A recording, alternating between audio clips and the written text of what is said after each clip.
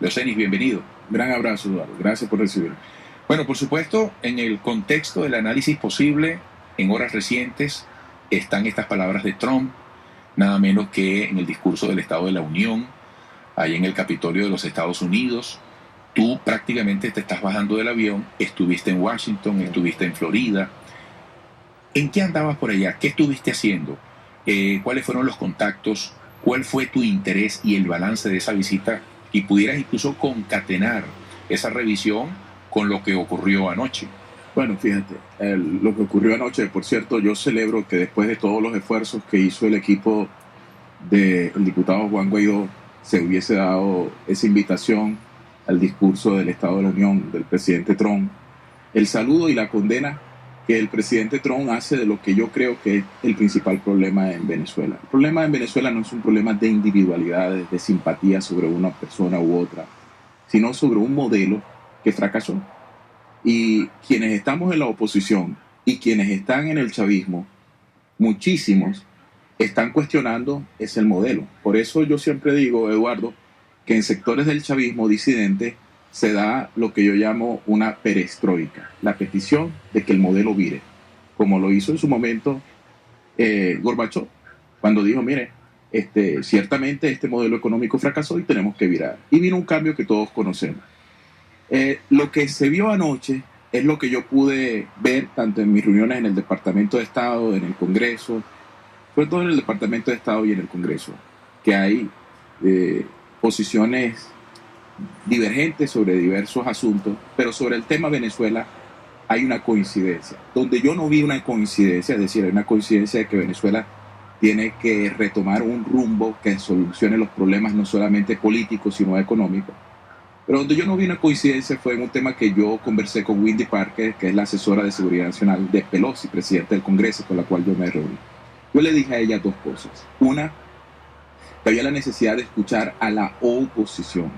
Y la oposición no era el bloque solamente que está en lo que son los partidos tradicionales de Venezuela. Y yo le decía, la oposición también está en otros sectores, está en María Corina Machado, está en Eduardo Fernández, está en Claudio Fermín, está en Timoteo Zambrano, está en el general Rodríguez Torres, que está detenido en la Dirección General de Contrainteligencia Militar, está en el general Raúl Isayas Odel, que está preso. Esa es la oposición. Y le decía, de cada 10 venezolanos que viven en los sectores de IE y en los barrios de Venezuela, 6 consideran que las sanciones económicas le hacen daño a ellos y no al gobierno. Porque en una economía estatista manejada por el gobierno como Venezuela, si tú sancionas al gobierno, estás sancionando a los más pobres. Y ella me decía, Leocenis, dos cosas. En el Congreso tenemos la disponibilidad en los demócratas de escuchar a la oposición venezolana. Y dos, lamento mucho escuchar que usted me diga que las sanciones están afectando a los más pobres, porque esa no es la intención. Entonces hay matices dentro de la política del Congreso y el Departamento de Estado hacia Venezuela, pero lo que sí hay es una coincidencia en que debe haber una vía, una ruta para salir de esta crisis económica, que al final, si la política, querido Eduardo, no sirve para resolver los problemas de la gente, entonces la política es un cascarón vacío. Fíjate, ocurre esto desde la política exterior, también está en pleno proceso esta gira internacional de Guaidó, Sí. que recientemente tuvo 2 vacíos mediáticos, uno previo al encuentro con la diáspora en Florida y esta aparición de anoche. Está la expectativa por saber del futuro, una vez, tal como él lo ha dicho, que regrese a Venezuela. Su regreso tendrá expectativa. ¿Cómo lo hará? ¿Cuál será la reacción del gobierno? Tendrá expectativa. Pero yo eso no lo puedo saber porque para eso hay que tener el catalejo de un almirante o la lámpara de Dios. ¿Verdad?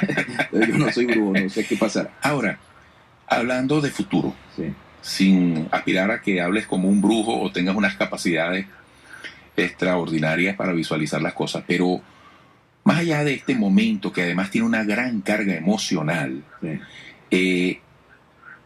¿Cómo crees tú que se puedan plantear los escenarios de lo que estamos viendo ahora? No solamente por lo que fue la posición ayer en el discurso de Trump, sino lo que está ocurriendo en Venezuela, la traba, el entrabamiento que hay con la Asamblea Nacional. Fíjate lo que acaba de decir el invitado anterior, Joel Horta, que de alguna manera coincide con algún rasgo de lo que tú acabas de decir. Tú dijiste, Tú hablaste del chavismo disidente, que califica como perestroika. Sí. Y él decía que en este momento hay grandes desencuentros dentro del chavismo. Es decir, según lo que yo escucho de Joel Horta y de Leocenis García, los desencuentros no son solo un tema de la oposición, sino también en el chavismo. ¿Cómo crees tú que a los intereses de los venezolanos podemos avanzar y pasar por algo tan delicado como la definición del próximo CNE? Fíjate lo que acaba de decir Joel Horta en nombre de Soluciones, que está en la mesa. Dice, estamos haciendo una lista y se teme que la asamblea, entre comillas, de Guaidó nombre un CNE, que la asamblea de Parra nombre otro y el TSJ, bajo el argumento de omisión legislativa, otra. Sí. ¿Cómo ves tú esa perspectiva inmediata? Yo en las 48 horas que tengo en Venezuela he sostenido reuniones con muchísimos actores en privado. Y yo con ellos he conversado una cosa que voy a repetir ahora. Los políticos tenemos que responderle a la gente y demostrarle que la política sirve para algo. Entonces, mira, en 1989 se dio un proceso electoral en Polonia que no tenía las condiciones más idóneas. Cualquiera que lea sobre ese proceso conocerá que ese proceso se llamó las elecciones semidemocráticas legislativas del 89, en las que participó el movimiento Solidaridad. Pero fueron esas elecciones y los pactos secretos que se hicieron previo a ese proceso electoral, donde el régimen llevaba un ventajismo, lo que permitió después las elecciones presidenciales que gana Lech Walesa y que permiten la apertura hacia la democracia. Entonces, nosotros tenemos primero que abandonar como oposición la ruta que ya fracasó. ¿Cuál es la ruta que ya fracasó? El decirle a la gente que no debemos participar en ninguna elección bajo el argumento de que el gobierno se va a robar las elecciones. Y explico por qué. Tú estás hablando de la abstención. Sí, eso que tiene que error. ver con una falta de unidad de criterio y de mensaje. Y de mensaje. Fíjate lo siguiente, no es verdad, esto no se atreven a decirlo los políticos, pero yo lo quiero hacer la reflexión sobre todo con la clase media venezolana que me está escuchando. No es verdad que en Venezuela hay ninguna posibilidad de fraude. Si a las 6 de la tarde la oposición tiene los testigos en todas las mesas y tenemos las actas en las manos. Y ustedes me dirán, pero sorpresa, ¿cómo te atreves a decir eso, Leocenis? Le voy a dar 2 ejemplos de lo que estoy diciendo es verdad. Uno, el proceso electoral que le ganamos al difunto presidente Hugo Chávez de la reforma constitucional, donde participaron, por cierto, disidentes del chavismo, entonces como la ex primera dama Marisabel de Chávez y el general Raúl Isaías Baduel, y a las 5 de la tarde dijimos, tenemos las actas. Por cierto, le tocó decirlo a Freddy Guevara, que hoy está en la Embajada de Chile. Y luego, en el proceso del 2015, a las 6 de la tarde, volvimos a decir, tenemos las actas y ganamos las elecciones. ¿Dónde no podemos tener las actas si nosotros le decimos a la gente que no participe? Y en consecuencia, porque el sistema electoral venezolano tiene 2 sistemas, un sistema electrónico y un sistema manual que se coteja al terminar las elecciones, lo que permite a los testigos de la oposición y del gobierno tener las actas. Ahora bien, y termino esta reflexión con esto, Eduardo, así como el ciudadano que está en su casa tiene el derecho a la legítima defensa solo si se meten en su hogar, es decir, una persona no tiene el derecho a matar a otra persona porque un enemigo está al frente. Ahora, si la persona se mete en su casa e intenta robar, no tiene el derecho a la legítima defensa. La gente no tiene el derecho a la rebelión, no tiene el derecho a invocar el famoso artículo 350 si quienes están en el poder no han vulnerado su derecho al voto. ¿Y qué derecho al voto se nos vulnera a nosotros si nosotros decidimos no participar? ¿No sería mejor participar y exigir, como se lo dije yo en mi reunión privada al secretario general de la OEA, Luis Almagro? ¿Cómo vamos a seguir luchando desde fuera? Tenemos que participar. Ahora bien, ¿qué está pasando? Bueno, vemos muchos errores en la mesa de unidad democrática y en lo que se ha hecho en los partidos tradicionales, pero yo te voy a confesar una cosa y espero que no se disguste porque lo hago con todo el respeto. Ayer yo tenía una reunión privada con el doctor Timoteo Zambrano, sin dar detalles de qué conversamos. Le dije al final, Timoteo, que no vaya a terminar la mesa de Casa Amarilla, a la cual, por cierto, nosotros fuimos invitados y yo no participo, pero no apuesto al fracaso de esa mesa, que no vaya a terminar la mesa de Casa Amarilla en lo mismo que terminaron los partidos tradicionales. Y todas esas contradicciones de las cuales tú estabas juzgando a tu invitado en el corte anterior, ya hablan de eso. Entonces es hora de que toda la oposición, Claudio, Eduardo, Timoteo, Guaidó, Leopoldo, El MAS, el MAS, quienes están en el chavismo disidente, Luis Ortega, toda la oposición entienda que por encima de nuestros mezquinos intereses está un pueblo que está clamando un cambio de modelo. Leocenis García, tengo que hacer una pausa al regreso. Yo quisiera conocer cuál es tu propuesta para resolver eso. ¿Cómo no? Fíjate, el invitado anterior, Joel Horta de Soluciones, decía omisión legislativa, como lo está diciendo Segundo Meléndez por el MAS. ¿Qué opina Pro Ciudadanos? Bueno, regreso. Y además al regreso hay otro tema de reflexión interesante, porque tú también has tocado algo que es fundamental si tomamos en cuenta y respetamos la voluntad última del venezolano. Y es, ¿qué mensaje se le va a dar? Porque aquí en algún momento habrá que tomar con la mano esa papa caliente, decirle al país, participemos o no participemos. Sí, señor. Amigos, regresaremos con Leocenis García.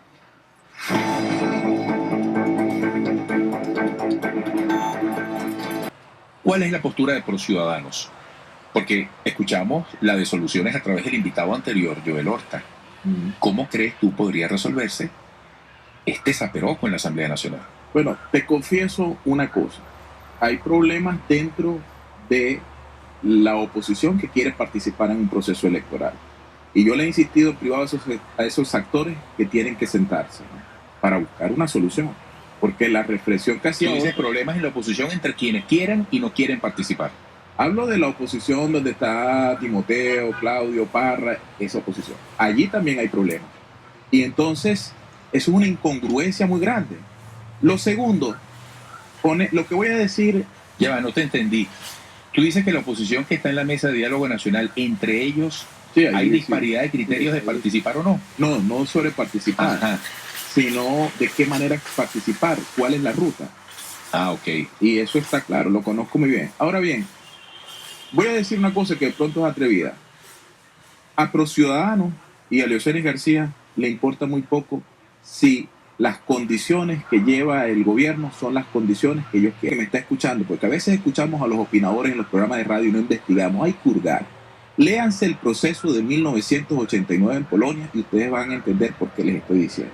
Cuando un pueblo se moviliza, no hay posibilidad de fraude ninguna. Los gobiernos tienen el derecho a no dejarse tumbar y los ciudadanos tienen el derecho a querer cambiar de gobierno. Entonces, que el gobierno quiera tener unas condiciones favorables a ellos no es el problema. El tema es qué vamos a hacer nosotros para considerar una... Y haciéndolo por los canales constitucionales. Por los canales... Que eso es importante. Es importante. Entonces... aquí hay gente que dice que si que quieren un TCJ, un Consejo Nacional Electoral que venga casi del cielo. Y yo pregunto, en el año 2015 teníamos un Consejo Nacional Electoral que venía del cielo. No era presidenta del Consejo Nacional Electoral Tibisay Lucena y era presidente de la Asamblea Nacional el señor Diosdado Cabello. Y no ganamos mayoritariamente esa elección. ¿Qué es lo que ha cambiado de entonces aquí? Esa es la respuesta que tienen que dar los políticos. Lo que cambió fue que los políticos que dijimos en el 2015 que había que participar con las condiciones que fueran, incluso la doctora María Corina Machado, hoy le estamos diciendo a la gente que no debe participar porque nos van a robar las elecciones. Pero es que en el 2015 también nos las querían robar. Solo que nuestra movilización fue tan masiva, tan contundente, que no se permitió. Leocenis García, y la Fuerza Armada Nacional, que ha sido tan maltratada, tan vilipendiada, yo no creo que la Fuerza Armada Nacional, como no convalidó en el 2015, siendo Nicolás Maduro presidente, y como no lo convalidó durante la reforma constitucional, siendo presidente nada más y nada menos que Hugo Chávez, que nadie podrá negar su ascendencia en la Fuerza Armada, reconocieron la victoria de la oposición. Lo que pasa, querido Eduardo, es que este país está metido en una retórica de descalificación. Y lo principal que necesita este país es una palabra más mágica que suena mucho, que necesita mucho coraje y suena muy dura, que se llama reconciliación. Y la reconciliación pasa por encontrarnos en los temas comunes que unen al país.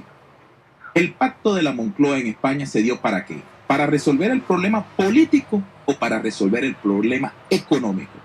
Para resolver el problema económico. Y la resolución del problema económico después trajo la solución del problema político. Pero es que no podemos solucionar el problema económico si los políticos seguimos pensando en nuestros intereses personales y en nuestros cálculos personales. que es una cosa que es un pecado del gobierno y es un pecado de quienes estamos en la oposición. Fíjate, tú estás poniendo toda la carne en el asador de la fuerza de cambio que puede representar la voluntad de un pueblo sufriente, sufrido. Sí. Eso es lo que yo interpreto de ti. Así. Es decir, tú le estás diciendo a Venezuela que más allá del liderazgo que pueda tener cualquier actor de la política donde se encuentre, más que eso, lo que aquí se puede imponer es el mayoritario sentimiento y necesidad de un pueblo que está sufriendo, que requiere que esto mejore. Así. Y que eso se llevaría por delante cualquier intento Y ese pueblo de desvirtuar una voluntad multitudinaria, mayoritaria y contundente.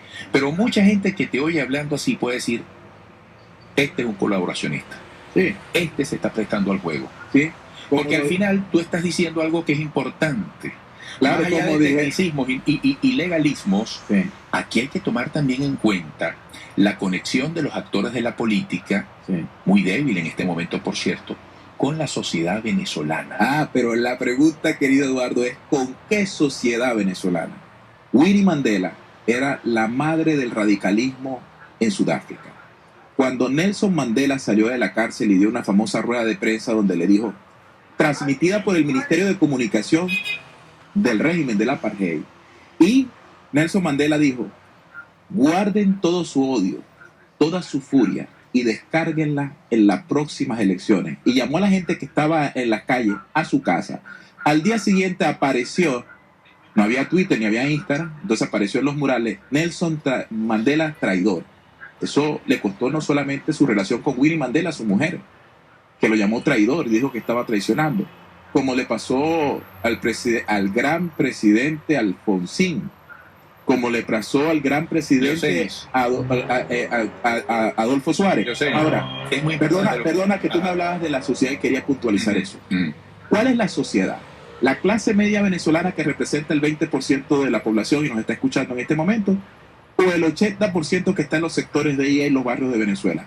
Porque yo he visto varias encuestas que cuando le preguntan a la gente, ¿a qué líder seguiría usted en este momento? ¿Un líder que lo llame a la calle? ¿Un líder que incendia el país? ¿Un líder que reconcilia el país?